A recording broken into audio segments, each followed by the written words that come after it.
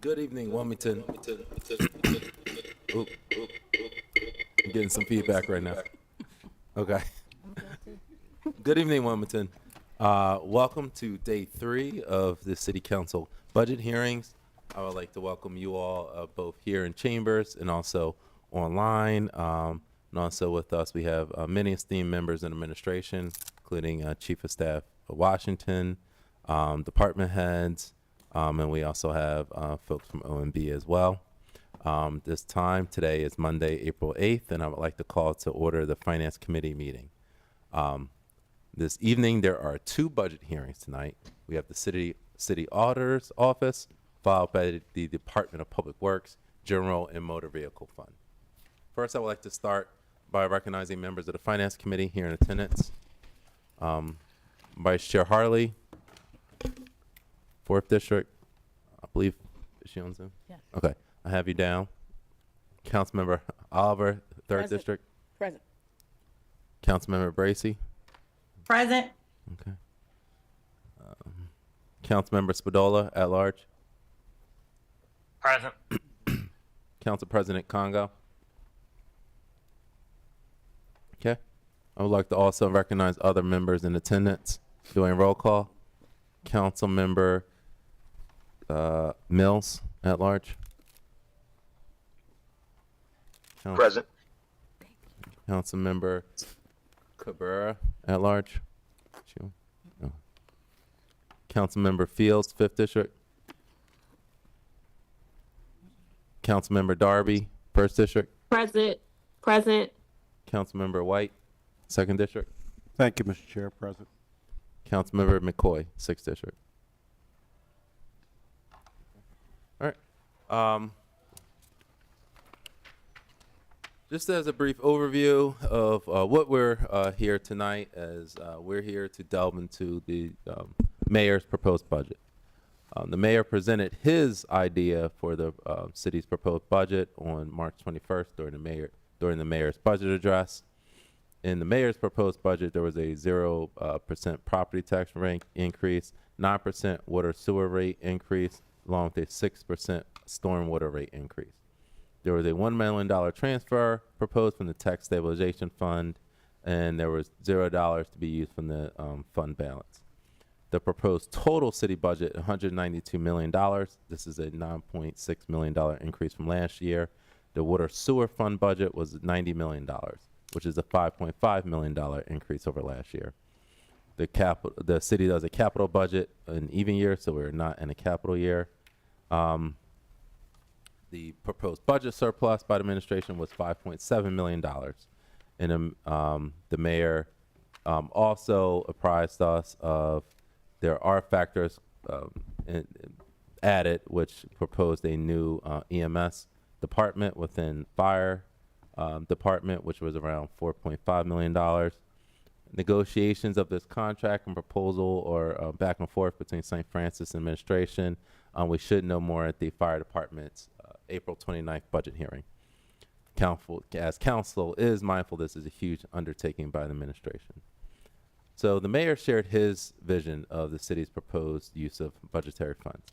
Now it is council's court to take action and figure out how we can negotiate and have a budget that continues to move city of Wilmington forward. It is our responsibilities to review a complete budgetary plan, and by charter, we must adopt a balanced budget at least 30 days before the end of the fiscal year.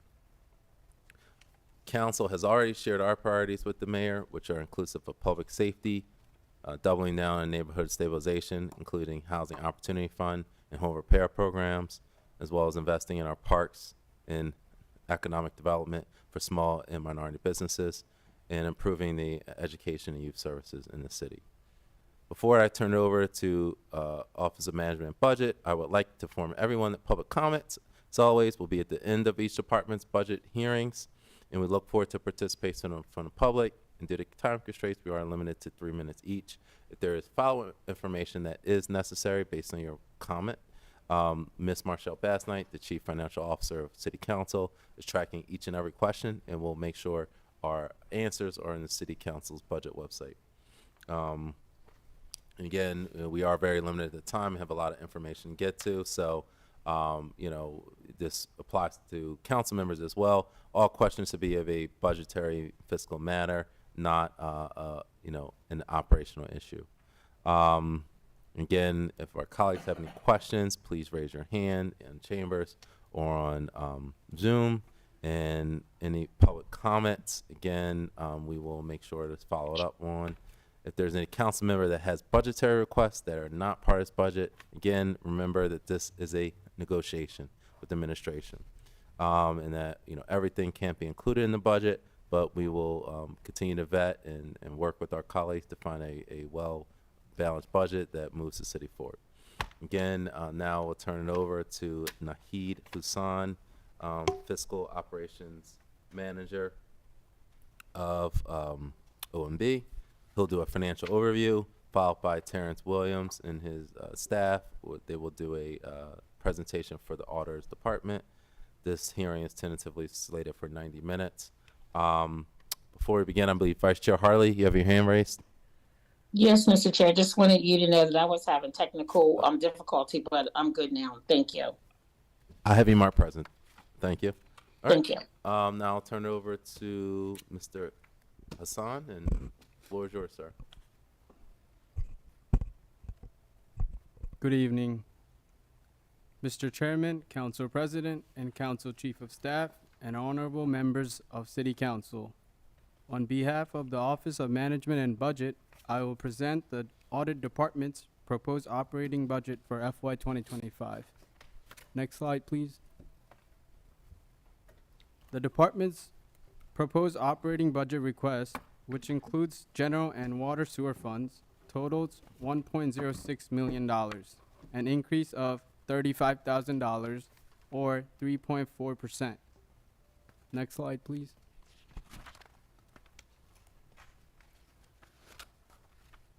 In the general fund, the department requests a total budget of about $984,000. Personal services increased by roughly $29,000 or 3.9%. MS&E increased by around $6,000 or 2.9%. Next slide, please.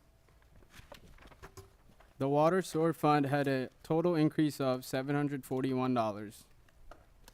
Next slide, please. Some of the notable changes worth mentioning are highlighted here. As you can see, personal services increased by $29,000.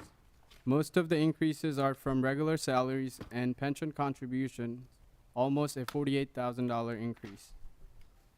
The increases are due to the implementation of the city's compensation and classification study. Temporary salaries funding is eliminated for a savings of $22,000 because of the department is presently fully staffed. On to MS&E, it had a total increase of $5,800. The bulk of it's going towards membership and registrations fee to keep up to date with regulations and best audit practices, an increase of $4,000. Lastly, office furniture went up $1,500. That concludes my overview of Audit Department's proposed budget. I'll be happy to answer any question you might have at this time about the budget. Thank you. All right. Does anyone have any questions for OMB specifically? All right. Seeing none, I will turn it over to Auditor Williams. If you could introduce your team, and then dive into and then we'll dive into the question and answer. Okay. Good evening, Finance Chair, Council President Congo, and honorable members of City Council. I'd like to introduce my team that's in attendance. Tamara Thompson, she's our audit manager, and I know that we have one senior auditor, our newest member to our team, Victoria Fuentes Cox. She's in attendance. We may have other members of the team who actually are online. I know Tequila Thomas, she's a senior auditor, and Michael Maldonado is also a senior auditor on our team. Again, I'd like to thank everyone for giving us the opportunity to go through our budget. Okay. All right. All right. So, and again, I guess we can just dive into it. I know you have a lean and mean staff, so if we can go to question number 1. Auditor, if you could justify, I know you have 4 staff members only, justify if this adequately addresses the vast auditory needs for the city. I think our staffing is appropriate for what we're asked to do at the city. As far as dealing with like our staffing levels compared to other organizations, I really don't think there's any direct comparisons in, say, the Northeast region. However, I believe our staffing levels are appropriate for the demands on our department.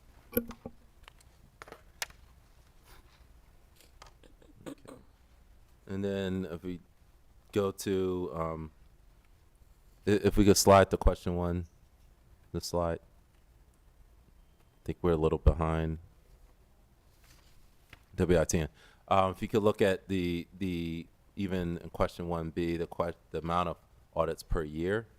Again, are we able to adequately have enough audits per year based on each staff member? Over the last 3 years, we've completed 16 audits, which is a little over 5 each per senior auditor.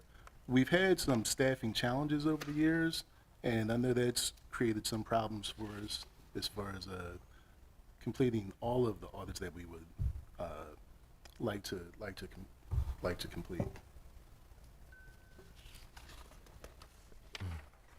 All right. And moving on to question 2.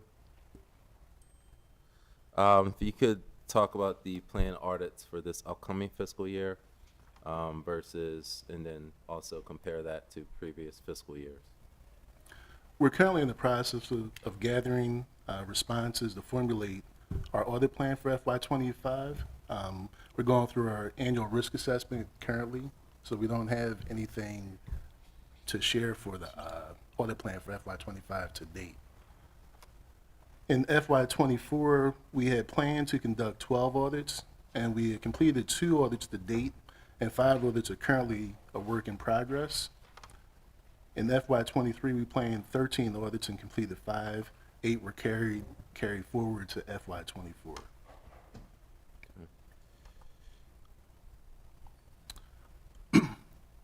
And does that include the external audits as well? No, that number? that does not include the external audits. Okay. We have Belfin, Lyons, and Schumann. They are our external auditors, and they perform our annual comprehensive financial report each year for us. And we have other audits that are conducted by external parties as well. Avenue Insights and Analytics conducted the city's Comcast franchise audit in FY22, and they also conducted the local tax audits in FY21, which were for various hotels from Sheraton, DoubleTree, Hotel DuPont, Westin Riverfront, as well as Courtyard Marriott. We also hired another external auditor to do the city's compensated absences review in FY21. All right. And we could go to question number 3. Can you discuss the code mandated quality assurance review, and if this budget aligns with adequate funding based upon that outcome of that report? The city has a peer review that's conducted, and based on the results of our last peer review, our internal quality control system was adequately designed and operating effectively to provide reasonable assurance of compliance with the government auditing standards and applicable legal and regulatory requirements. As far as funding to have the peer review performed, I think we have adequate funding for that, and this is something that's done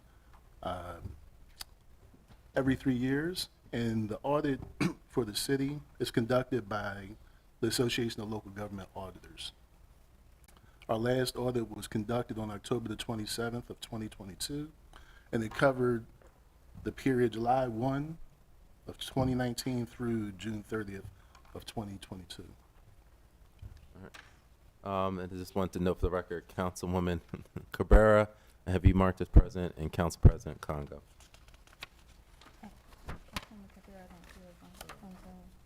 Okay. All right. And please keep us updated if anyone else comes on. Thank you.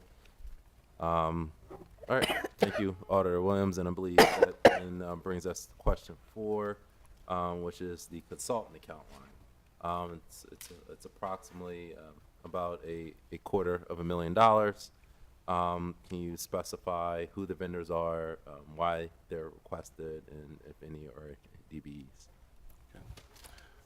As I mentioned, Belfin, Lyons, and Schumann's, they're our external auditors, and the external audit costs us $189,000, as we have budgeted for the external audit. We also have an additional $35,000 set aside to help with the annual financial report, as far as like any assistance that the finance department may need. We have another $9,000 budgeted to fund additional auditing services or consulting services as deemed necessary. Belfin, Lyons, and Schumann, their contract is for $189,000. Excuse me, can you speak in the mic? Okay. I think we're having a little trouble hearing you. Okay. Belfin, Lyons, and Schumann, Okay. they're the external auditors, and the contract is for $189,000. And it's a 3-year contract with a possible 1-year extension, with 2 possible 1-year extensions for that engagement. The length of the contract in relationship with Belfin, Lyons, and Schumann, we've been using them for about 7 years to perform the external audit. They do not have any DB relationships with DBEs or non-DBEs. All right. And can you also discuss the financial standards and how those may impact upcoming audits? On the next page, these are the financial accounting standards for FY2025 that may impact the audits. These are consistent with what Belfin, Lyons, and Schumann shared during the presentation last week. Some of them have been implemented already this year with no impact to the city for GASB 34, because we don't have any public-private and public partnerships. GASB number 96 is dealing with subscription-based internet information technology arrangements, and the city, they had one that was actually recorded and disclosed in FY23 after contracts were reviewed. Similar with GASB number 99, that was also effective FY23 and addressed practice issues associated with certain GASB statements, and the city adopted that also in FY23, and there were no major changes. For the other GASB pronouncements, they may impact FY24 and FY25. Okay. And can you also review how your resource allotment will help us get to a timely or, I guess, annual audit? I know we just spoke about that last week. Are there things that you're putting in place to make sure we're moving swifter through that process? Well, our department, we have some things that we're sharing with Finance Director Taylor. It's our data analytics tool, Third Line. It allows the people who get access to the tool to identify unusual transactions, and I think that will be something that they will be able to utilize during the close process going forward to help speed up the process with the close. I know Director Taylor also brought in someone part-time to help with the close process, so I think the two things in conjunction will definitely help. Okay. All right. Very well. Moving on to question 5. If you could, considering the city's, of course, tolerance against fraud and abuse, can you share how this budget aligns with that goal? I think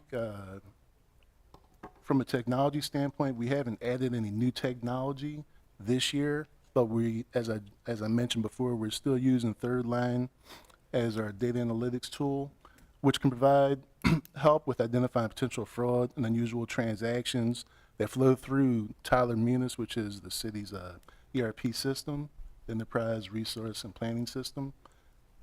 And I think going forward, that'll be a useful tool for the city because we've been giving additional process owners access to the tool, and they will be able to provide continuous monitoring of their transactions. And I think that's definitely going to be a benefit to the city going forward.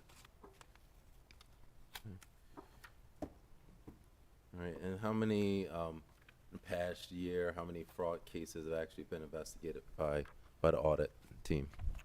We've had, in FY23, we had 6 calls, and 2 were fraud investigations. In FY22, we had 4 calls. We didn't have any fraud investigations there. Typically, if it's not something that we can handle in our department, we will forward it to the appropriate agencies that can do the audit. In FY21, we had 4 calls and four fraud investigations that we performed.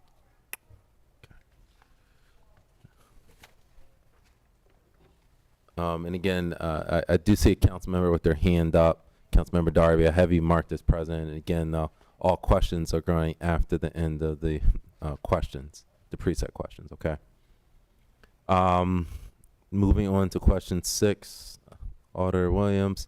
If you could discuss the resource allocation so that your department aligns with best audit protections, especially considering, I guess, there would be a new administration transitioning in. Our department, we provide a lot of funds for training in our department, whether it's through the Institute of Internal Auditors. We have a number of things that we utilize throughout the year for the team, training where they can get CPE credits to make sure that they stay current. Again, we use the third line tool to identify the unusual transactions for our team, as well as for anyone that gets access. As far as like in finance, we have accounts payables, receivables, and payroll. They have access to the tool, and a few other departments also have access. So they'll be able to start monitoring their transactions and do it on a continuous basis. And another follow-up question regarding, as we've all seen in the news, Comores has some issues with their auditing department. Is there safeguards we have in place with the city to make sure that same issue does not happen here? I really don't think what happened at Chamorros is something that can happen at the city because our business model is different than the way their business model is. They're compensated in a totally different manner where it's based off of share value, also bonus structure, where the city employees, we don't have a bonus structure here, so I really don't see where something like that is going to impact the city. Very well. And if you could go to your organizational chart, if that's the last slide. All right. Excellent. So I believe that completes the preset questions. So now we are going to go into question and answer. Okay. Auditor Williams. I have a question just about the planned number of audits. I guess it really goes to question 1. I know you say you don't have enough staffing for the amount of proposed audits, and I guess I would even couch it as there's been talk about a lot of audits, both police department, fire department. You're hearing so many different about audits. Do you have the manpower and staffing to handle all these audits? Currently, we're fully staffed, but what's happened over the years, and most recently this past year, we've had a 40% turnover in our department.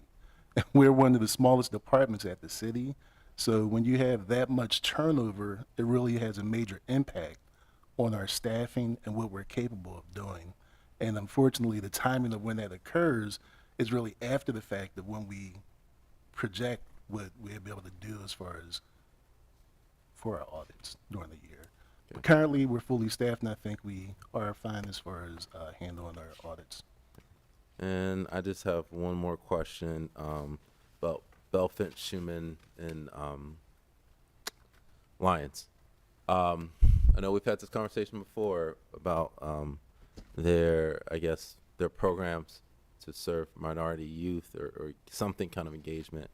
As I know we voiced on council before about wanting to work with a firm that invests in minority auditors or at least finance students.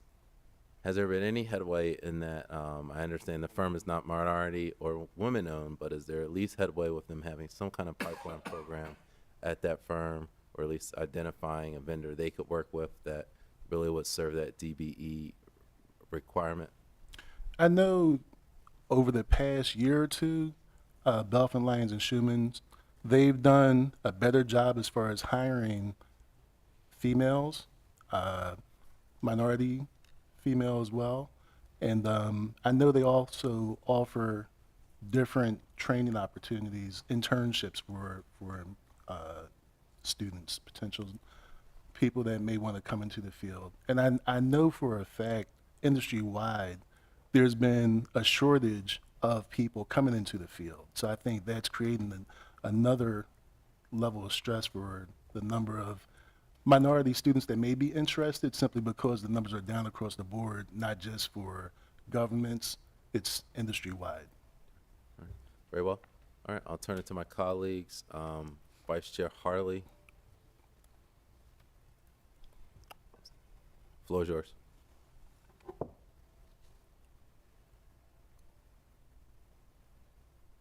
We can't hear you. I think you're on mute.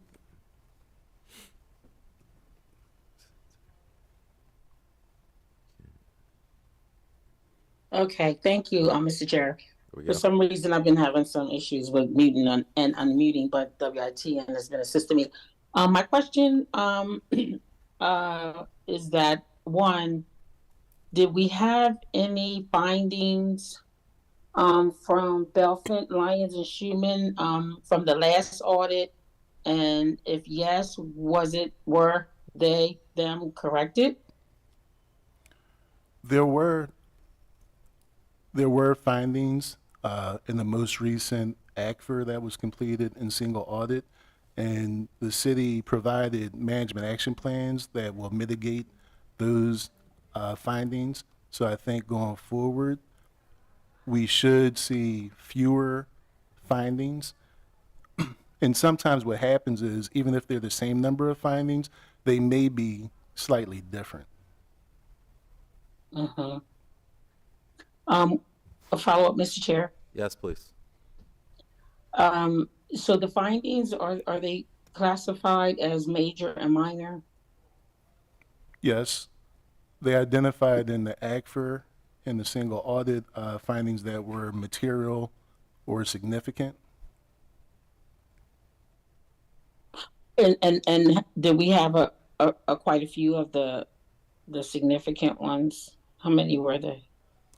I don't know off the top of my head, but there were a few significant findings, and they were shared last week. And at the next audit review committee meeting that we have, I will have Belfin come back, and any additional questions people may have, we can have it addressed at the the next audit review committee meeting. Okay, I'll look forward to that then. Thank you, Mr. Chair. That's all I have. All right. Very well. Anyone in chambers? Councilmember White. Thank you, Mr. Chair. My question, if I may ask, surrounds the retention of, I'm sorry, I lost my spot. Councilmember White, if you could speak, Yeah, thank speak you, into the microphone. Mr. Chair. Regarding the retention of Benfit, Lyons, and Schumann, I heard two things. I just want to make certain I'm correct.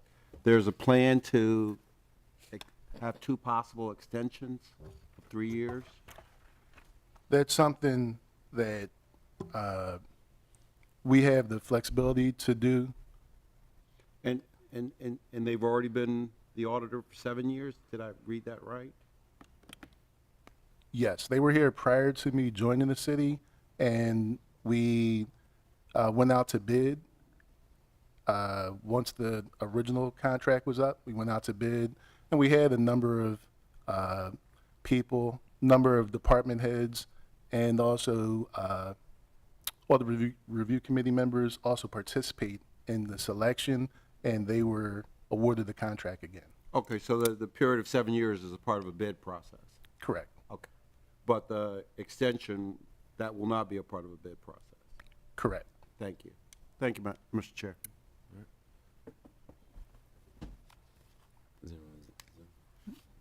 All right, I'll then now turn to any public comments for audit department. Okay. All right, seeing none, I'll turn it back to council for any final questions or comments.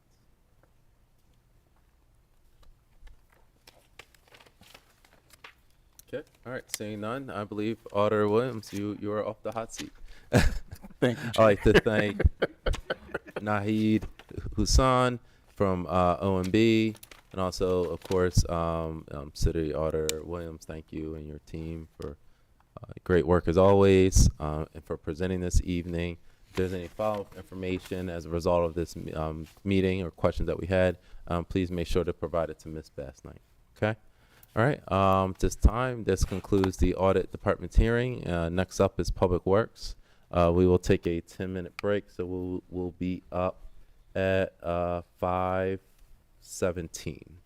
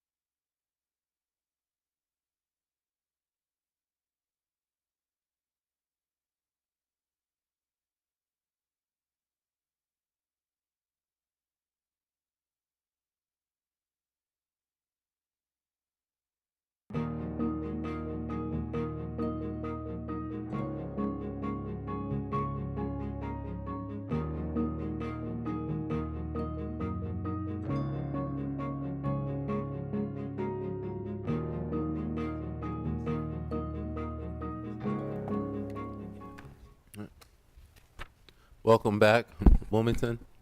Good evening, honorable members of council, Chief of Staff Washington, Chief of Staff Parikh, department heads, and members of the public. At this time, I will call to order the Finance Committee / Budget hearing for the Public Works Department, and this is the General and Motor Vehicle Fund portion of Public Works.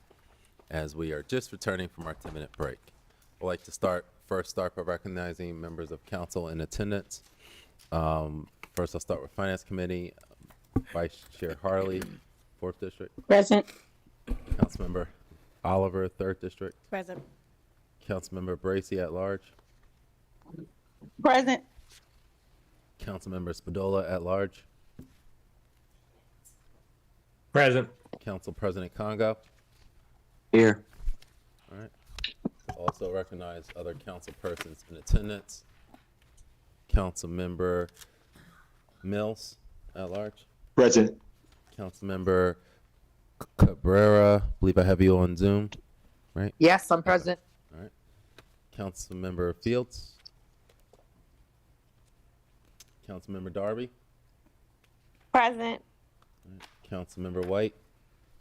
Present, Mr. 2nd Chair. District. All right. And Councilmember McCoy, 6th District. All right. I'd like to inform everyone that public comments will be asked at the end of the department presentation. As always, public comment will be limited to 3 minutes. Due to the limited time constraints we have, we ask for everyone to be respectful of time. For our council members, again, remember questions to be of a budgetary fiscal matter only and not, and again, this is because of the time limits we have. If there's any, again, questions, as we've been doing to kind of streamline things, we'll first go through the preset questions, let Public Works finish the presentation, and then hold your questions. So write them down, hold them in place, and then we'll make sure each and every question is answered once the presentation is done. At this time, I will turn it over to OMB for a fiscal overview by Mr. Nahid Hossan, OMB Fiscal Operational Analyst. Then we'll dive into the question and answer by Public Works Commissioner Kelly Williams, Deputy Public Works Commissioner Vince Carosha, and their team. And for today, we're tentatively slated for 90 minutes. So at this time, I'll pass it on to OMB for the fiscal overview. Good evening, Mr. Chairman, Council President, Council Chief of Staff, and honorable members of City Council. On behalf of the management and budget, I will present the Department of Public Works proposed operating budget for FY 2025. Next slide, please. The department's proposed operating budget request, which includes general and motor vehicle funds, is just over $39.2 million. In the general fund, the department requests a total budget of about $29.8 million, an increase of $343,000. Personal services decreased by roughly $6,200. Materials, supplies, and equipment, or MS&E, increased by around $322,000, or 3.5%. Internal services also increased by $294,000, or 7.7%, primarily due to vehicle maintenance and fuel costs. Total staffing in general fund decreased by 2.5 FTEs. Next slide, please. In personal services, 3 vacant positions were eliminated, saving a total of $219,000. The ITMS Senior Technician and General Laborer 2 position are 100% general fund, and while the Construction Inspector is split funded 50-50 with Water and Sewer Fund. Regular salaries rose by a net of $206,000 due to the implementation of the classification and compensation study, the position elimination above, and anniversary step increases. Total employee benefits decreased by a net $180,000, primarily due to lower projections of city-sponsored pension and hospitalization costs. Next slide, please. Now on to MS&E. There was a net $342,000 increase in repairs to buildings and structures account lines. There is a new $425,000 contract with asset management to manage, repair, maintain, and recommend capital improvements to the municipal service complex. This was partially offset by $83,000 in other savings. Landfill fees and recycle bank program together decreased by $218,000 due to less trash being collected, as there are few full-time telecommuters and 90% of the yard waste is now being diverted for composting. Next slide, please. Because of the contract agreement with asset management for the municipal complex, contracted maintenance services, repairs to equipment, and janitorial services are decreased, saving a total of $185,000. Consultants increased by $123,000 to evaluate job descriptions, conduct desk audits, assist with grant writing, and support staff development. Additionally, there's $75,000 increase in buildings and maintenance costs for the city-county building, with Newcastle County sharing 30% of the cost. Next slide, please. Combined water, sewer, utility, and stormwater utility increased around $69,000. These costs reflects the general fund usage of water, sewer, and stormwater services. Electricity increased by $52,000, primarily driven by electricity costs in the transportation division for streetlights and signals, based on current rates. To support updating the integrated camera and network security system at the municipal complex, engineering increased by $40,000. Next slide, please. Green space maintenance increased by $20,000 to support additional tree-related sidewalk repairs. In response to critical position being unfilled for an extended period of time, such as transportation engineer and special projects coordinator, temporary agencies increased by $20,000. Debt service decreased by $267,000 according to the debt service schedule from the accounting division. Next slide, please. Moving on to motor vehicle fund. The department is requesting a $9.5 million for FY2025 budget, which represents an increase of $175,000 or 1.9%. Next slide, please. Automotive equipment increased by $867,000 due to increased vehicle costs as part of fleet replacement program. The fire department requested a staff vehicle for the EMS division. Additionally, the police department added 3 vehicles, one unmarked SUV, one marked SUV, and one standard sedan vehicle. L&I added 3 SUVs to the fleet to assist with daily operations. Next slide, please. Contracted maintenance service had an increase of $60,000 due to an increase in fleet maintenance contract with First Vehicle Services. Lastly, repairs to equipment increased about $78,000 due to increased cost of parts, vendor service, and labor.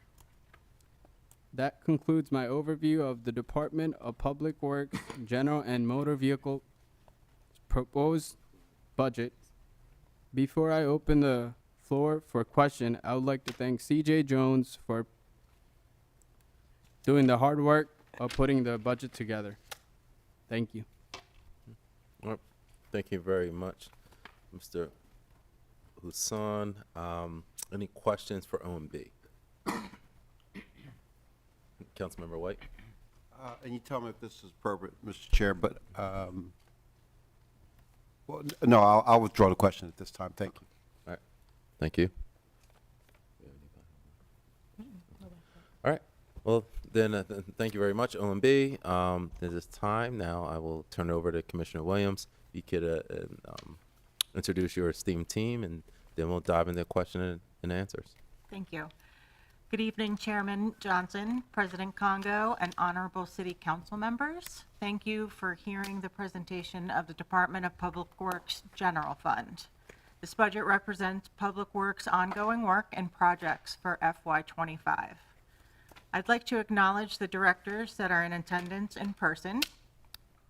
First, Lenny Obieski, our fleet manager, Joanne Liao, our city engineer, Stephen Weber, our Director of Transportation, Brian Lennon, the Assistant Water Division Director, my awesome admin, Tina Romano, and of course, Derek Akbar, Administrative Service Director, and Vince Carocchia, the Deputy Director. I also really want to express and extend my deepest appreciation for the 320, 1102, and non-union workers and their supervisors for doing what they do every single day to make Wilmington a better place. With that, we can go ahead and start our presentation. Okay, all right, so let's, okay. Okay. All right, so now let's dive into question number one. About EVs. So electric vehicle working group, I know is currently moving right now and finalizing their, I guess, their policies for the whole city. Does your budget address any of the working group's possible needs? Yeah. If you can go to the next slide, please. Okay, so our the FY25 budget does not include any direct funding for electric vehicle charging stations or to address any of the working group suggestions. The EV working group drafted, council passed an ordinance that outlines the permitting process for installation of EV charging stations for residents in the public right-of-way and the use of temporary charging cords that run across rights-of-way. In response to recent state legislation, SB 187, and the growing demand for electric vehicles, the mayor's office engaged a clean energy consultant, Energetics, to help develop a regulatory framework for electric vehicle use in the city. Energetics is also helping the city develop several strategies for publicly used EV chargers throughout the city.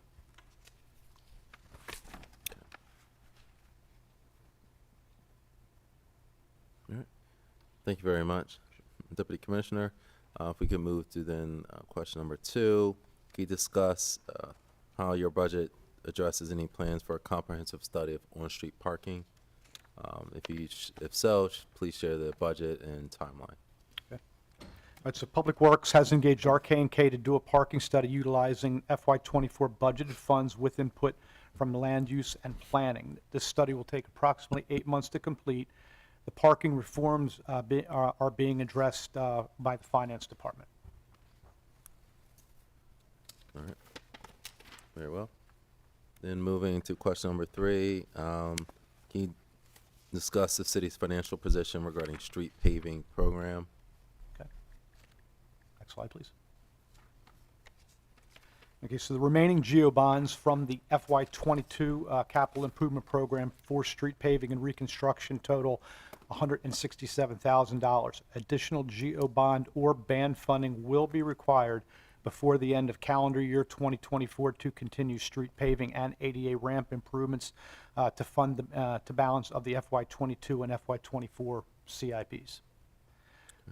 We keep a complete list of all of the ADA improvements that have been completed under our contracts. However, without performing an ADA assessment of the city's network, it would be difficult to provide a percentage to completion of the network. There are other entities outside of Public Works that have also completed ADA ramp improvements that we don't have locations for, making it difficult to provide an accurate count. However, we have completed roughly 1,000 ramps since 2017.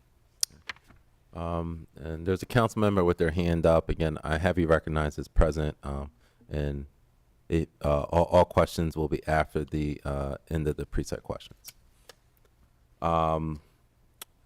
Moving to question number 4. If you could share your resource allocation for the Beautiful City program and how this has impacted each district throughout the city. All right, so the Beautiful City Initiative is covered by our existing operations workforce, which include the divisions of street cleaning, forestry, and sanitation. The budget for the clean teams comes from the Department of Real Estate and Housing.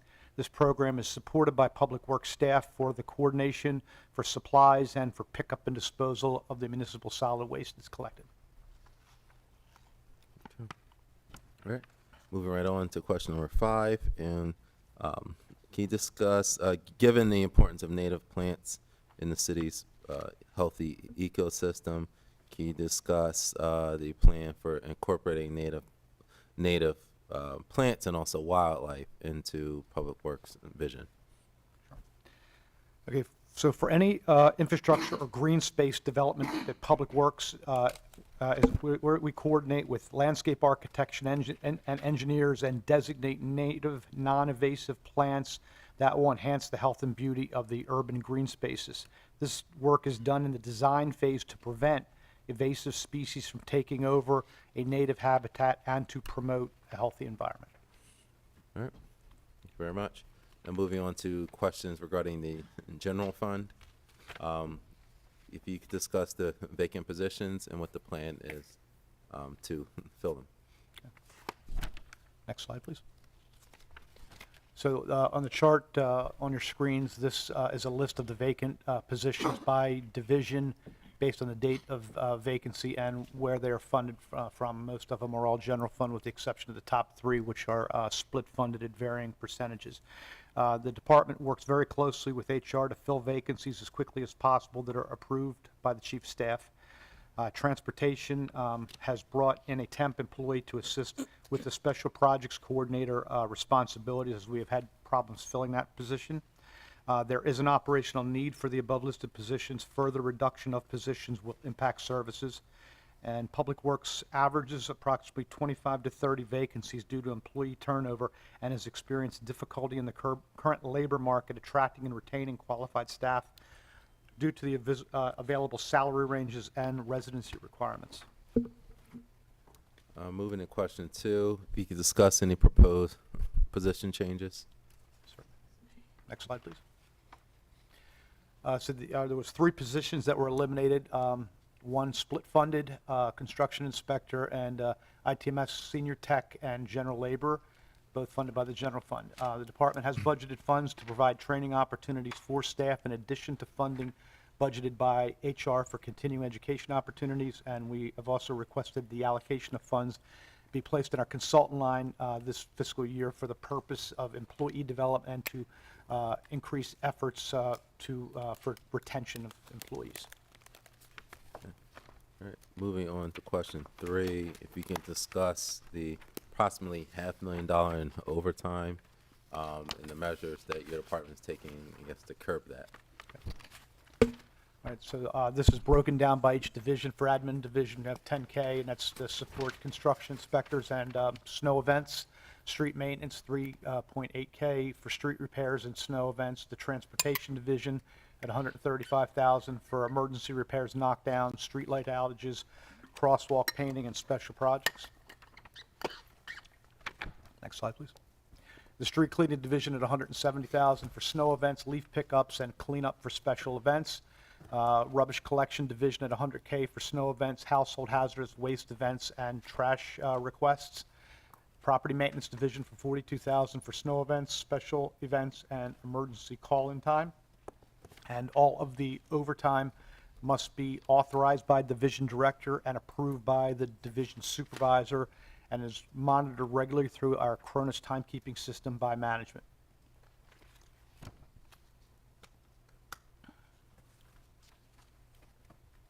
Okay. All right. Jumping to question 4, discuss the $2.5 million budget line for contracted maintenance account category. This is about a $400,000 increase over last year's budget. Okay. The next slide, please. That's the balance of the question. Next slide. Okay, so here's a list of all of the vendors utilized across all the general fund divisions for contract and maintenance with the vendor name, amount, expiration date. These are all one-year contracts. One question asked if any were 1 year with any renewal options. There will be a contract coming before council in this month with asset management for the municipal complex, which will have optional 1-year extensions on that. Next slide, please. This gives a more detailed breakdown by each of the major object categories. Repairs miscellaneous at 6,000. Repairs to roads and appurtenances at 50 for sidewalk and brick crosswalks. Building maintenance, which is for the city-county building at 1.49 million. And that is split with Newcastle County, as was previously mentioned, 70-30, 70% city, 30% Newcastle County. There are camera maintenance for this building is included in that line, as well as electricity and utility costs that are also split 70-30 with Newcastle County. The other line in this group is green space maintenance, which is for contracts for major gateway plantings and for the Riverfront and Christina River Bridge approach green space maintenance. Next slide, please. Repairs to equipment at 41K. Various repairs for HVAC, plumbing, elevators at the complex, other inspections and repairs, repairs to buildings and structures. This is the contract that was previously mentioned with asset management for our municipal complex for maintenance and management services. Based on the condition of the complex, asset was selected through an RFP process. That was contract 24009 PWPS. Funding from repairs to equipment, contract and maintenance, and janitorial services were reduced, and those funds were added to repairs to buildings and structures to fund this contract. There is also a capital component of the contract for $500,000 annually. However, currently there is no funded capital project available for use. There was some available funding added to this contract in this current fiscal year to allow some of these improvements to proceed in a more timely fashion, and the FY2025 budget request was cut by $125,000 accordingly.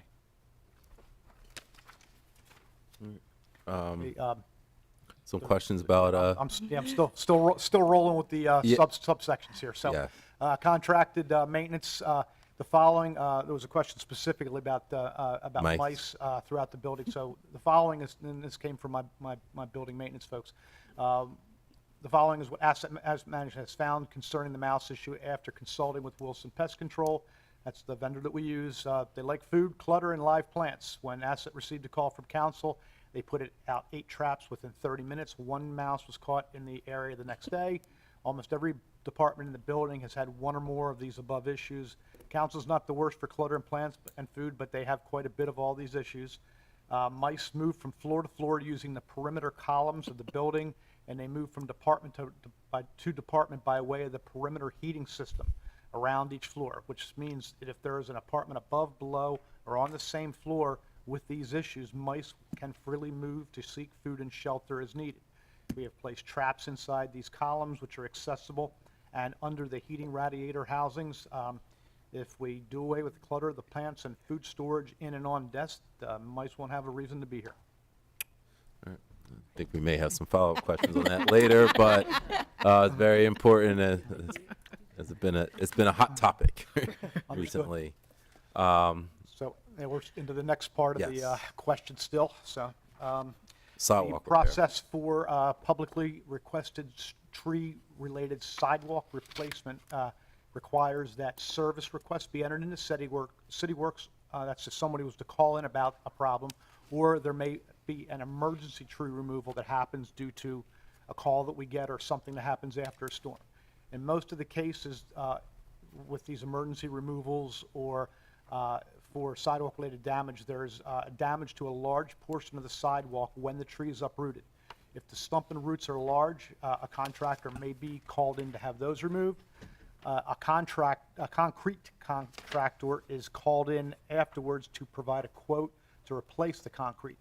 $55,000 was allocated in the budget in FY24, but as these funds were depleted before half the fiscal year was completed, therefore 45% increase was requested for FY25. There's a couple questions about Amoresco. This project was split based on the building occupancy, which is 70% city, 30% Newcastle County, and the debt service for this project has been fully paid at this point. The improvements made to City County building as part of the Amoresco project have resulted in lower overall electricity costs and allowed the city to install upgrades to the heating system and lighting throughout this building. Very well. All right, if we can move to question number 5, dealing with the landfill fees and recycling line. This is around $2.2 million. Sure. Next slide, please. Okay, so the landfill fees are about 1.95 million. That covers the disposal of approximately 26,000 tons of municipal solid waste at $75 per ton. Recycle bank programs, $255K. And included in that is the planned replacement of 10% of the existing containers. 8,000 carts have been replaced over the past 4 years. 50% of the carts are scheduled to be replaced over the next 5 years. Other part of the question asked about the special pickups. So we have the fiscal year, the quantity, and the revenue generated for 22, 23, and 24 year to date. Moving to question number 6, if you could discuss the $1.2 million professional fee line, which is a $183,000 increase over last fiscal year. Certainly. Okay, so the chart in front of you on the screen provides the vendor name, if we know it, the amount, expiration date, length of contract, the scope of services, and the amount of time we've been doing with, when working with the respective vendors. Part of the question asked about DBE firms. Tech International is an engineering firm, DBE engineering firm on the city's DBE list that we have been using for quite a while. Next slide, please. Next part of the question asked about the integrity staffing. This is a list of our general fund funded titles for temps, the hourly rate, and the length of service that the respective temp has been working with the city. Next slide, please. Public Works managers will bring in the necessary assistance they need for the projects at hand. When specific expertise is required, for which we don't have someone on staff that can design or engineer a project, we'll bring in someone. By using these outside engineers, design liability is assumed by the engineer of record and not the Public Works manager. With the large number of projects ongoing, there are not enough project managers on staff, so our staff manages the outside engineers and consultants to assure that the tasks and projects are completed successfully. Grant writers will assist the department with obtaining funding, clarifying department goals and objectives of workforce development, and improving the department overall fundraising efforts. That's one of the new items for fiscal 25. Moving on to question 7, electricity cost is approximately $2.3 million citywide. In last fiscal year, we actually exceeded our budget line. Can you discuss what the upcoming budget is for those costs? Absolutely. So the costs for electricity have been managed through our procurement process with NSTRAT Analytics. We have currently issued an RFP for electricity for FY25 and expect the supply costs for FY25 to be lower based on the current market conditions. This question also asked about the solar arrays. There are 2, Municipal Complex and the Porter Filter Plant. These have lowered our electricity costs by reducing the amount of electricity that's been purchased off the grid. Post-Honeywell project, there are no guarantees anymore. So essentially what we do to control electricity costs is we go out and do RFPs and purchase based on the market timing with our energy consultants. All right. We'll move to question number 8 regarding municipal street aid and LED lighting. Can you shed some light on that? Sure. In FY25, municipal street aid is budgeted as the same amount as this year. That's $1.19 million. This funding is used for electricity costs for streetlights and signals. Delmarva Power has begun converting their approximate 3,414 streetlights to LEDs in FY23. Delmarva Power continues converting their existing inventory to LEDs. This should continue throughout FY25. A full inventory report will be provided by Delmarva Power at the end of this project. Approximately 1,000 city-owned streetlights will continue to be converted to LEDs through FY25. These are lights where there were problems encountered during our initial project phase by CyberLink Train, and these lights will require additional electric work to make them operational. There are a significant number of privately owned streetlights located within the city's right-of-way, which are being moved over to the city's account and also converted to LEDs. This work will continue, again, with CyberLink Train in FY25. And the city, along with Delmarva's Power's conversion of existing streetlights to LEDs, is citywide. The LED conversion entails street lighting within the entire city limits. There are no individual district counts at this time. Okay. All right.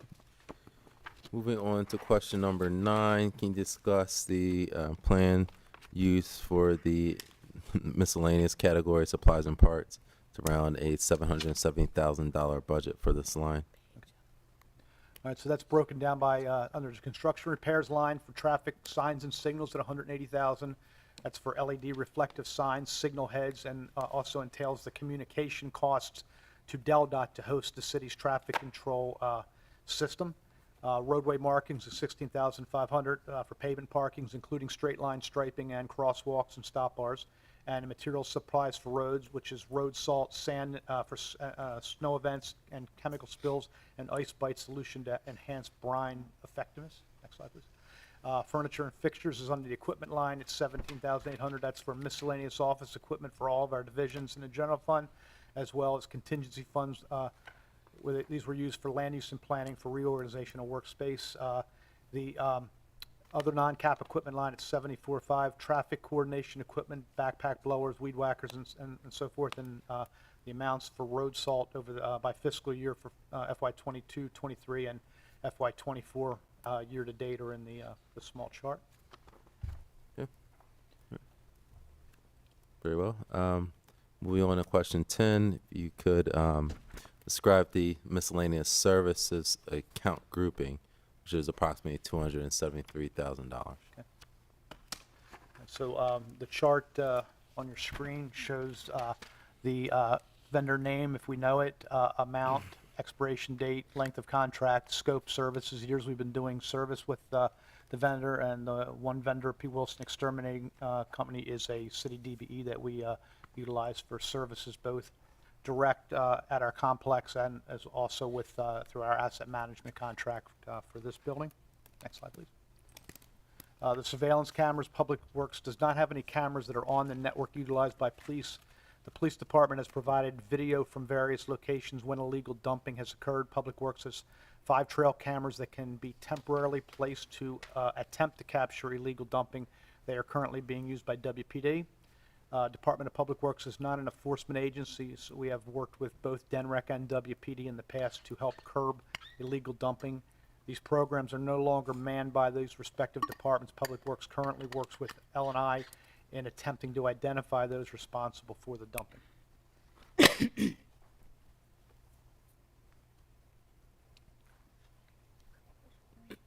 Okay. All right. Thank you very much, Deputy Commissioner. Moving to 11, the ever popular topic of parking. Can you discuss the plan used for replacement of parking meters for this upcoming fiscal year? So Transportation Division is working closely with Finance to purchase new multi-space kiosks for downtown and the riverfront. The remaining areas of the city will be regulated by various parking limit signage. These new kiosks were purchased in '23, and they should be fully operational by December of this year. Budget estimates for the conversion to multi-space kiosks is $900,000. With the conversion to multi-space kiosks, the replacement and purchasing of new single-space meters has been suspended to conserve funds. A portion of the single-space poles will be repurposed to create bike racks. This will be accomplished with either a slip-over or bolt-on bike rack loop to the existing pole. For the stockpile of removed single-space meters, the city will retain the newest models in good working condition as spares as in-place meters fail, and the remaining meters will be scrapped as the manufacturer won't accept them back for any type of credit.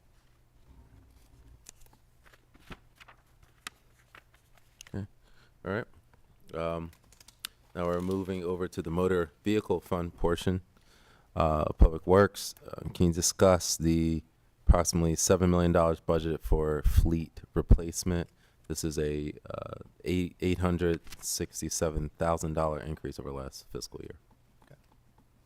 All right, so this is, on the next two slides, you'll see the replacement plan. These are the vehicles that are scheduled for replacement by division, by approximate cost. If you go to the next slide, please. At the bottom, you'll see that where it says added, those are the new vehicles that were approved during the budget process by the Chief of Staff and the respective cost for those vehicles. Next slide, please. The question also asked about the purchase of ambulances for EMS. That is on hold currently, per the Chief of Staff. Based on the availability of state contracts, some of the replacements possibly could be ordered as hybrid or EV. The additional vehicle prices that were added were determined based on normal aspirated engines. Hybrid pricing would be approximately $6,000 more per vehicle, and a small chart there below shows the current vehicles that we have that are hybrid. Okay. Anything specified specifically for EMS, or is that not covered? The EMS, there was funding that was put in that's currently on hold per the Chief of Staff. As you're aware, we're in negotiations with Trinity Health, and it's possible that we may not have to purchase those vehicles if all goes well with those negotiations. Okay. All right. Got it. Thank you for that clarification. All right. Specifically, the count line, if you go to question 13, the count line for motor vehicle expenses, which is $2.5 million. Anything to highlight there? Certainly. So the fleet maintenance and repair services contract was awarded to First Vehicle Service effective October 1st of 2017. This new agreement was 5 years with 3 one-year extensions. For this upcoming year, it's $2.349 million for annual targeted expense, and the contract expires June 30th, 2025, and that's including, we're in the third optional year now. Services provided include maintaining fleet inventory, preventative maintenance, snow repairs, vehicle and equipment repair, vehicle safety and emissions inspections, snow operations, new vehicle inspections, and other fleet-related activity. Also within this budget line is funding for our AIM Fuel Master annual maintenance agreement at $35K, the Fuel Master Titanium plan, which is cloud-based data management at $7.5K, and Syntex service for the for reading the fuel modules for $23K. All right. Moving on to question 14. If you can discuss the any highlights with the motor fuel and lubricant account line, which is approximately $1.7 million. Sure. Okay, so the fuel is broken down by unleaded gasoline, about 1.172 million. That's approximately 335,000 gallons based on our actual 12-month usage. Diesel at 503K is approximately 150,000 gallons based on actual 12-month. Our contracts for gasoline and diesel fuel lock in the delivery charges. The price of the products fluctuate based on market conditions. The costs paid by the city are roughly 42 cents per gallon less than retail because of the city's tax exempt status. And our AIM Fuel Master system is utilized on city vehicles and requires a city ID badge to dispense fuel, and the vehicle VDM must be in the database of vehicles that can receive fuel. If both verifications are not met, fuel cannot be dispensed. You also asked for the average price per gallon, so based on small tank diesel, large tank diesel, and large tank gasoline, these are the average price per gallons over the last 12 months. Next slide, please. And other charts here are for East Coast all grades, formulations of retail gasoline and diesel, just to give perspective as to what the prices of the products have done over the last 10 years or so. Very well. And if you could show your organizational chart. Certainly. WITN. So across the next 3 pages, so this is the section with the commissioner and some of our smaller divisions, and then on the next slides are the operations division and the water division.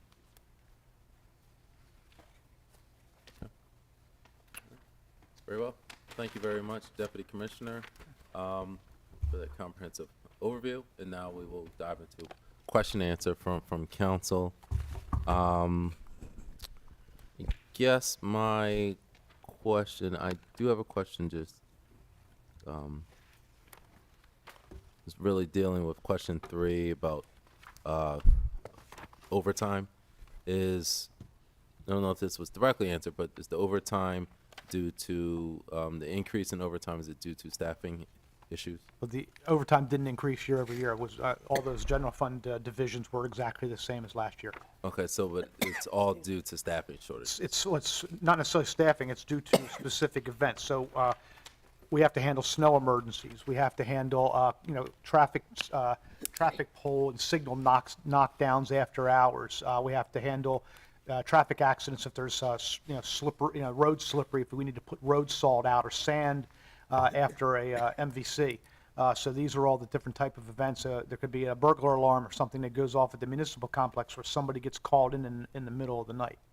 Those are the type of things, and, leaf cleanup programs, neighborhood cleanups and so forth, things that happen on Saturdays, or, after hours that normally aren't done on duty time.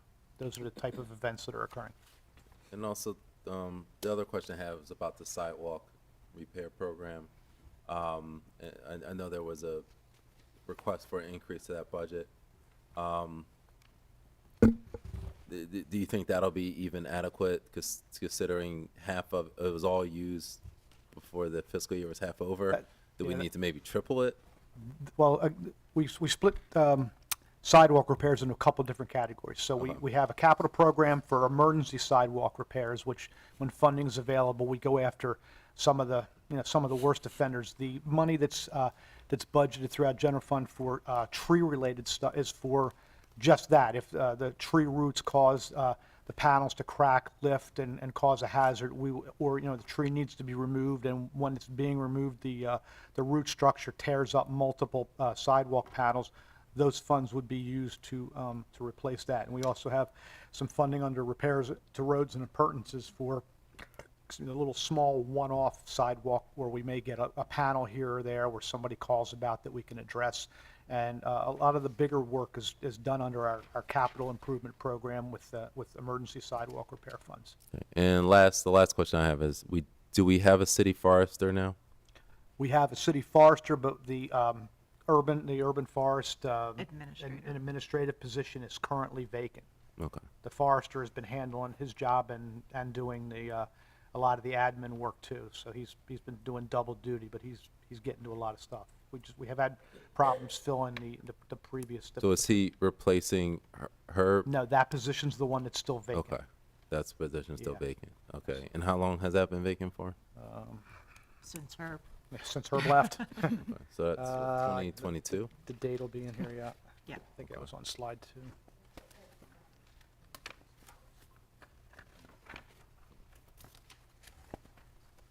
So the forester is the guy who goes out and looks at the tree and like goes on site and determines whether it's healthy or not, or whether it should come down, whether it should stay. So that position is still vacant? No, that is Oh, filled okay. with Mr. Vincent White, who's doing a phenomenal job. But the position above him that was occupied by Herb White is not filled. And that's more of a programmatic view, like looking at our canopy as a total, and then doing some more of the proactive things. So planning, future plantings and things like that. Whereas, the forester is the more on hands, kind of person. So I don't have that date for you because that's a water sewer fund position, and I don't have. Okay. We didn't do that one But yet. it's been quite a while. Yeah, that it's been a while, position's yeah. Vacant, okay. 629 days. Okay, all right. Over 2 years. All right, I will now kick it to my colleagues. I'm going to start first with M. Chambers. Any, Councilmember Bracy. Yes, I had one question on page 44 with the temp agencies, consultants, engineering temp agencies. There is one temp listed through Integrity for City Works CTF coordinator, and it looks like length of service is 12 years. So is that a seasonal position? No, What- it's a full-time position. We've never had a FTE position to do that work. Oh, okay. And what exactly is that work? Well, it's coordinating with the CTF as a community transportation fund, so any of the sidewalk or street paving requests that are coming in, they're coordinating with that. They're essentially a project manager who are helping to manage projects. Okay, thank you. All right, very well. Vice Chair Harley? Thank you, Mr. Chair. Thank you for the overview. I was online and just decided to come in the room. My question is regarding EV chargers. I know that there were grants. I'm not sure if the grants were given by the state or federal. I see that there is going to be a working group looking and reviewing and assessing. Do you know if that's included, them making sure that if there are any grants available, that they are seeking after those? I mean, we didn't budget anything in our FY25 budget for chargers, but we would, obviously, one of the things we're looking at doing is bringing in someone to assist with grant writing. So if any opportunities became available, we would certainly pursue them. We've, within water, sewer, and general fund, we've pursued, or always pursuing grant opportunities. We brought a lot of legislation down to council for resolution. So we're always looking at opportunities for funding. Okay, and then my second question, with limited funds for properties that have emergency sidewalk issues, how do you determine which requests to service? Because I know, it's a lot of requests that come in, and the reason why I'm asking that question is because I have a number of constituents that are always talking about these trees affecting the sidewalks, and I was just curious to know, one, how do you prioritize which ones you're going to service, and two, is there an opportunity for us to try to get more funding to put in the budget, for that type of work?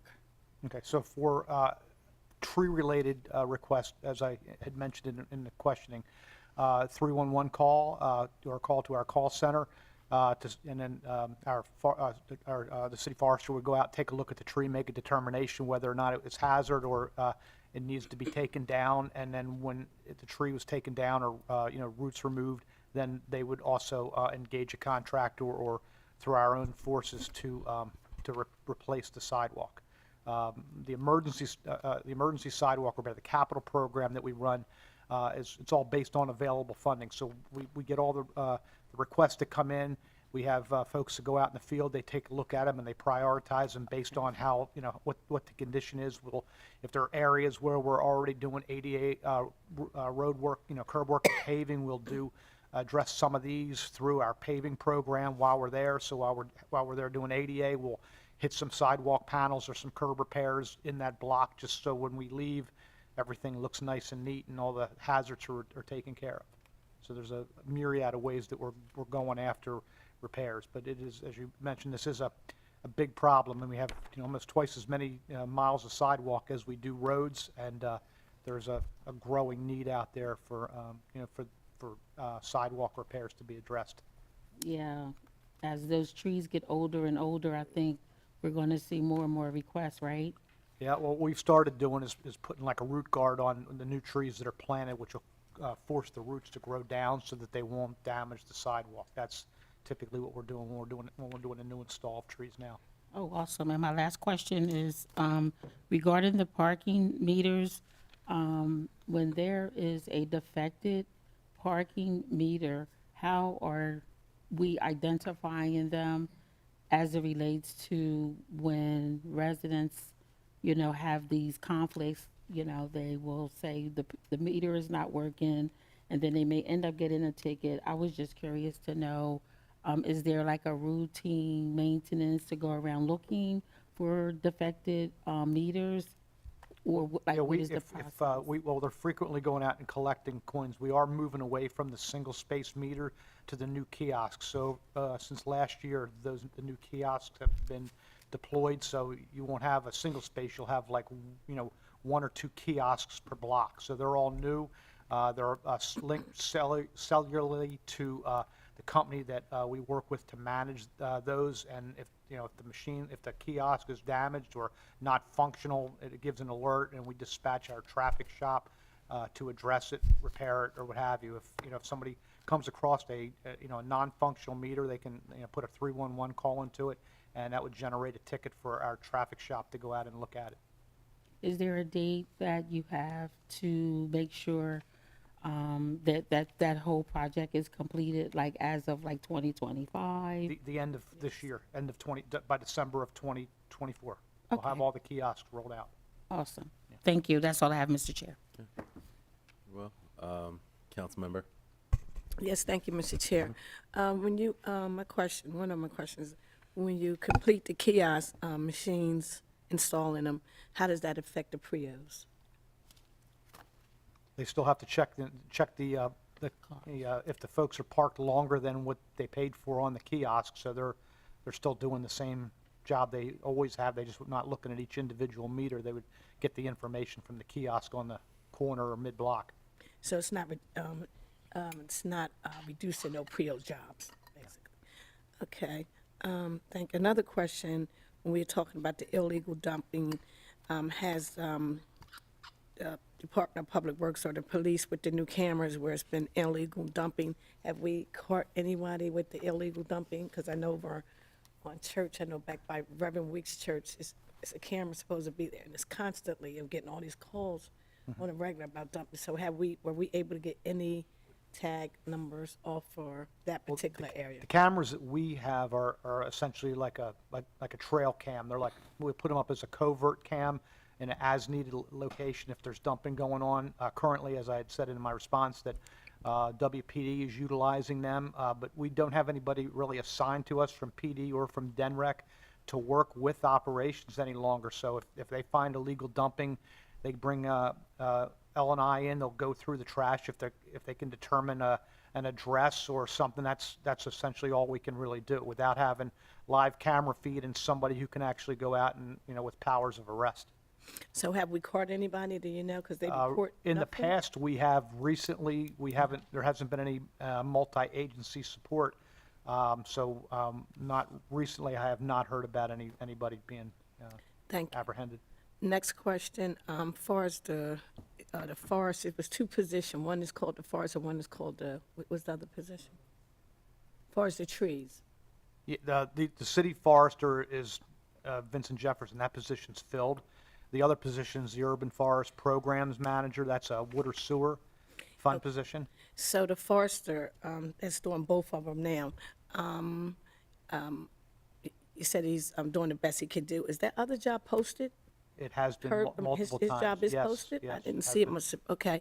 The forester, because I heard, does he live in Wilmington, or is he part-time, the forester, or No, he's something? a city employee. He's just regular, Yeah. full-time city employee? Yeah. Okay, because somebody said he was, okay. No problem. One more other question was, oh, I know what it was. The question was, who is doing the repairs for these, for the streets? And I'm saying that because we're getting so many calls about potholes. Is it some new equipment they're using that is causing so many potholes around Wilmington? No, there's a lot of gas work going on all over town, and with all the rain and just coming out of the winter, all these cold patches starting to fail. They just started producing hot mix asphalt last week. So my crews for street sewer maintenance crew has been out every day filling potholes, addressing concerns. But there's the street paving's just getting ready to start up here within the next couple of weeks. We'll be actively going after blocks where Delmarva has finished their work and has already paid us to do it. There'll be some streets that are state-maintained roads where they'll be going out with their own forces to do paving, and our normal street paving program will be starting up in earnest, and as well as I think there was about 52 different blocks that are in queue to be paved. Oh, another question is a follow-up. Yes, please. I know constituent services, they used to ride around and report some of these holes or whatever road work is being done. So just say the people who work for Public Works and they're riding around because they're up doing trash, they're doing this. I know that's not their job, but does any of the Public Works individual report potholes? I mean, call 311, or do you have them type of meetings yeah, with them? our And the construction only reason section- why I'm asking that question is because the lady said that in front of her house has been 2 potholes for almost 3 months. but, you know, the guys pick up her trash. She said it to them, and that's not their job. But she said she see a lot of city cars coming through. It was just a long letter complaining about these 2 potholes. She did call 311, and I called 311. But I thought she made a good point that if you had some city guys there doing some work, not necessarily trash guys, but whoever else was out there, whatever they were doing or right, do anybody ever report anything, or is just always the constituents calling 311? I'm just walking like. I report them all the time. Okay, I was just saying, it seems like that should be a conversation. Yeah. Because, you know, I mean, I ride by, you know, I always call 311 myself, but when she mentioned it, I said that was a good question. If you have people from the city that's right there, but I know it's not that job, but I wanted to mention that. My last question, I saw it said, Ellen, non-target repair to fleet equipment. What was that earlier? The non-target repairs, so the targeted repairs would be like a warranty repair. Non-target are things that wouldn't normally be covered by a warranty. It could be anything from upfits to repairs for accident damage and that type of thing. I want to tell you, talk pretty fast. I knew you was going to get some water sooner or later. I said, he's running. Okay, thank you. Thank Y'all you. keep up the good job. Councilmember Spadola, up next. Thank you, Mr. Chair. I'm not sure if this is for Public Works or Chief of Staff Washington, but good evening, everybody. I'm very happy to hear that the city is going to engage in a parking study. That's something I've been asking for some time. There's a lot of different ways the city could look at re-examine parking, whether it's, you know, what's the appropriate maximum parking time for a spot downtown, an appropriate hourly rate. Do neighborhoods deserve some sort of weekend parking enforcement? And even most elementally, what department should parking be under? Should it be housed under Public Works, Finance, the police? I think these are all things that we should be thinking about. So my question is, can you talk about the scope of the parking study and how is council going to be engaged? Because I think it's safe to say that council has really been on the front lines of dealing with a lot of the parking complaints and hearing from constituents about parking. So I am slightly concerned that this parking study, there was no engagement with council, and we're just kind of hearing about it after I called for it again in an email a couple of weeks ago. So and I should say, I'm putting forth a legislative resolution for council to solicit ideas that they want in this parking study, because I want to make sure that it is done collaboratively. But other than that, how is the administration going to engage council on this parking study, and what is the scope? Thank you. You want to talk about what's in, Councilmember Spadola, and within our budget, we're engaging with RK&K to do a parking study with 24 budgeted funds with input from land use and planning. So that's going to be about an 8-month effort to complete. And some of the other reform ideas that came out of that are not necessarily Public Works in our purview would be addressed by the Finance Department. Yes, Councilmember Spadola, I think there is 2 different tracks here. I look at Public Works looking at the public safety perspective of this study in terms of transportation safety. And then you're going to, Finance will handle the reform part, and that's around the policy of different fines, fees, and timing and things of that nature. But they're more along the transportation review of this. Okay, so is Finance collaborating with Public Works on this specific parking study? Are you saying that the Finance Department scope of the parking study is not part of this study? I think they're on 2 different tracks. Like I said, one's dealing with the actual traffic flow and safety of parking, and the other is dealing with the broader issue around the policy reform. So the policy reform is not being addressed with this parking study? No. That's with Finance. Finance, yes. Finance will be dealing with the reform issues. Thank you for the clarity. All right, Councilwoman Cabrera, you're skipping Thank you, around on, but the floor is yours. Committee Chair. My question to the Chief of Staff. I know that we talked about, as part of the parking reform, speaking with the different neighborhoods, civic associations, and for each neighborhood to start to plan and determine how often they want or need street cleaning, and for some of the time limitations that are in certain neighborhoods that were needed 36 years ago when they were implemented, that they may not need them anymore. Is that the two things that you discussed, is that any part of that? Or is that still something that we need to get feedback from the community? The way that it's happened in the past really was just kind of haphazard. It was the community saying, I want street cleaning. I think the way that you really want to go about this is to really focus on areas that need the cleaning instead of just having someone say, I would like to have street cleaning. And that way you're going to make sure that those issues around trash and debris are really addressed. So it wasn't an actual, I want to say standard process or protocol when it comes to that, but I think that's something that we should discuss with finance, and that would bring in Public Works, because then we're talking about their street cleaning unit going out.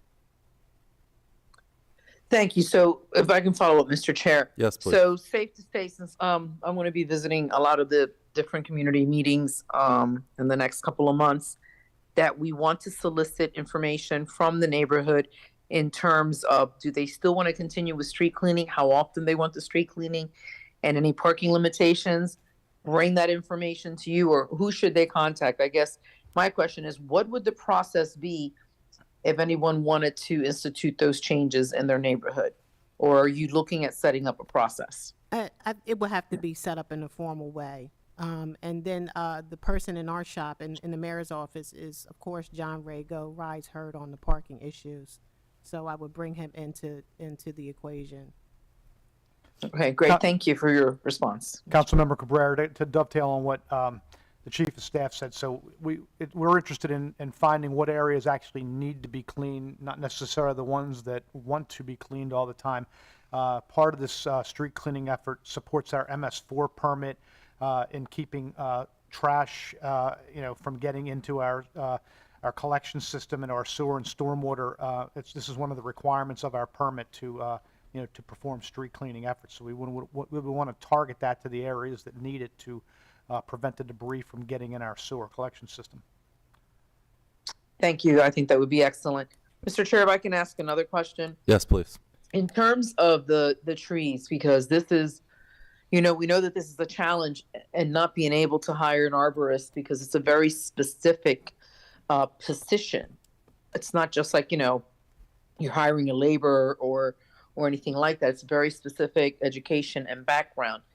Is that one position that maybe we can look at even as city council and give an exemption on the residency? Because I do understand that is one of the reasons that position has been now vacant for almost 2 years. Is that something you think that, we could be open to doing, just so that we can fill some of the more crucial positions that the city needs? Well, I think If you that wanna would be an answer it. offline conversation. I'll leave that with I mean, it's a fair question if you would like to answer, Commissioner and Deputy Commissioner. I mean, we have had interest in the urban forestry administrator position, 2 people specifically who then declined the offer because of residency. All right, and that's fair. That informs council, and Yeah. that's important because we're here to collect data. Yep. So Thank you. We'll work on doing something about that. Thank you so much, all of you. And thank you for the work that everyone does. All in all, people need to remember that we live in a city, and unfortunately we have more litter bugs. I see people throwing trash out of their windows as they drive by, and it's starting to infiltrate every neighborhood, which is sad. We really need to teach children to not pollute, and the adults need to set the example. But I want to say that for the better part, this city is a clean city, and Public Works does a great job to keeping it clean, and I appreciate each and every one of the employees that work for your department. Thank you all. Thank you. Thank you. thank you. Councilmember Bracey? Yep. Just one quick question that I made a note of. So I see the recommendations here from the pest control company which is basically mice love food, clutter, and live plants. Have we thought about maybe doing just a day, like a Friday afternoon, where everyone in the building just does a quick office clean out or something to help? Because this has clearly been an issue that's been ongoing for a few months, and lots of buildings, this is a big building, of course, we know there are going to be, pests, that's why you have pest control. And we know that there's going to be issues from time to time, but as the weather's starting to change, I think it might be worth considering what other remedies are, out there for remediation, so staff are not, having to close down the office for a day because there's mice running around or whatever the case may be. So I was just wondering if we had thought about what other opportunities there were, even if it's not like, okay, Friday, April, whatever, we're going to close down and everybody clean out your office, maybe floor by floor. We work with the county to kind of clean up around here, if that's part of what the issue is. Yeah, I think in order to address that issue, that would have to be handled by each of the respective departments. I mean, I can control what Public Works does and tell my people to clean this area out. I'm sick of looking at this stuff, and I do it from time to time, but all the other departments, the department heads would have to be on board, and if, they could set time aside, obviously sometimes there's a lot of reasons to have to hold on to records, especially in certain departments like, engineering or finance, where you have to keep records by law for a certain number of years. But that unfortunately becomes one of the ways that the mice are able to, to hide and take shelter within the building. Yeah. And I will say that we've sent out communication to all of the departments in regards to keeping their areas clean and to make sure that you're keeping food, don't leave food out. I know that asset management has actually gone to some individual departments and have really reiterated that, but people have not really acquiesced. And so we're in a situation where we see mice every now and then. I'm just happy I don't see them in my office. I don't see no food, no nothing. And, Mr. Yeah, Council. and I'd like to follow up with that. I think it's also, it's a lot of work being done around the city. I mean, you look around, everything's being tore up, downtown Wilmington, all over. Then you have the constructions going on. So I see a lot of mice terminate trucks all over the city, so people are calling them, not just here. So it's because it's a lot. I think that's in addition to maybe other things, but it's just a lot of work Yeah. done. I said, this is time, I saw some trucks, and I was like, oh, this is a big business this year, all these bug trucks going around. So I let you know something's going on. Yeah. Thank you. Yes, Vice Chair. Let's get all this place. One quick question I have as it relates to all the construction that's going on. Are there any feasibility studies going on in terms of the proximity of these deep, ground, they're going real deep in the ground, 3 or 4 blocks away, and there is a concern that was brought to me a couple months ago. I just thought about it. I'm glad we're in this meeting.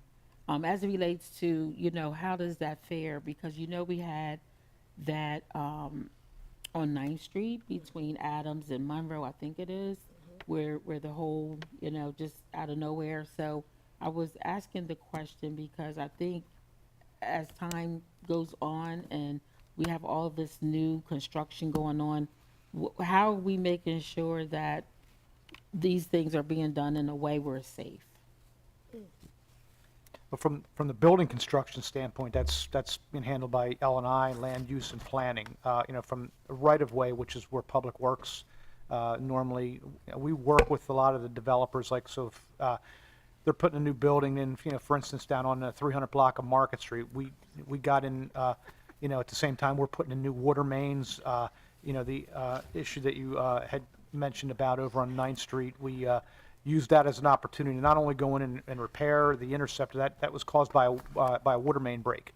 So the leak is what caused the damage to the interceptor. So instead of just butting it back up and calling it a day, we put all new sewer line in there. I'm running new water line in there. Delmarva Gas is running new gas line in there, and I put a reinforced concrete lid on top of the sewer interceptor, the 96-inch sewer interceptor that it runs underneath that road. So By the time we get done, those folks will have a newly repaved block, and all the utilities will be renewed, and they should be fine for the next 100 years. Awesome. All right, thank you. I just needed to ask that question because there's been a lot of concern, especially up and down Orange Street. There's a lot of work going on over there. It is. Thank you, Mr. Chair. And I do have one follow-up, Commissioner, regard to, I don't know if you know, there's some legislation for a pilot program for traffic calming devices, since we're talking about streets. Is there any potential, budgeting or cost assessment if we were to do this pilot program for, I believe it's the rubberized strips, rumble strips or something like that? Is there anything in the budget that could address that? We haven't addressed anything in our budget per se for that. Our position's been fairly consistent all along. We're opposed to putting, traffic calming devices, speed bumps and that type of thing in the city. It causes a lot of damage to the city equipment. It poses a problem when trying to plow during snow conditions. It causes a lot of wear and tear. Police trucks, fire trucks, trash trucks, when the equipment is moving around the city. So it's just not something that we like to use in an urban environment. Okay. And again, we're not here to get deep into that, but as you are aware, our neighboring cities do have them. We will talk about that on a different day. I believe the chair of Public Works Committee is here, and there is some legislation coming down the pipeline, but it's something that's, we get on the council side constantly the questions about speeding. So that's something we can talk about on a different day and in Public Works. All right, we'll turn it then to members of the public comments. They're here or in Zoom. Okay. I will then kick it back to council for any final comments or questions from council. Mr. Chair. Yes. Yes, Ms. Bossnight. for the ban, I know that you said probably need some funds sometime before the end of calendar year 2024, but are we looking at like June, July? I mean, because you're going to need the funds to actually start the work before it gets cold. I'll probably have enough with what we've got in our, the funding that we collect through the road cut program and what we have left in the FY22 CIP. Probably by September timeframe, we'll need to at least think about funding the rest of the FY22 CIP, which was, I think there was $3 million remaining in that, if we want to keep paving until December. Okay. And also on the slide where it talk about the 3 vacant positions, so the first 3 vacant positions are split funded between general fund and water sewer fund. Yes. But that the general fund portion is strictly pertaining to general fund and not yes. water sewer fund. Correct. The reason I asked is because a council person was inquiring, and I just want to ensure that, the portion that is general fund is truly general fund and not commingled with water Yeah, sewer. we have a lot of split positions that kind of work in both worlds. So some of them are, like my position, for instance, is split amongst 5 different funds. Some of them general funds, some of them various water sewer funds, because I do both, work in both, within both funds. But some positions are split 50-50, some may be split, 70-30, some may be split in multiple divisions. It's based on the work that those particular employees do. And we review that fairly regularly, and if something needs to be updated, we'll update it. Okay, thank you. Thank you. All right. There's no final comments from council. Then I would like to thank OMB, Mr. Naheed Hassan. I believe this is your first budget hearing, so again, welcome to the city, and we're glad to have you. Thank you. Did an excellent job.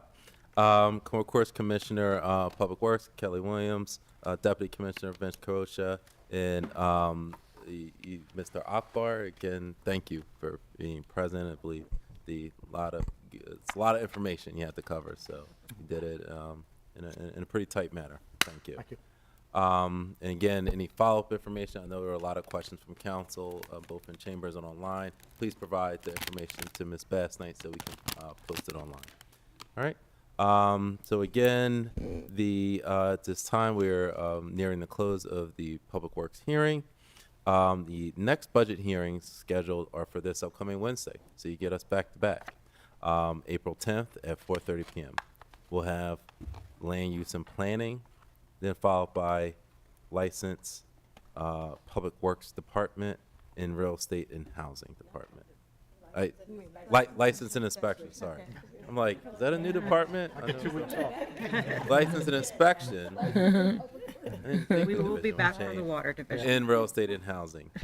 So as always, please tune in to WITN 22 to watch the meeting live or on record. You can also watch us at WITN22.org.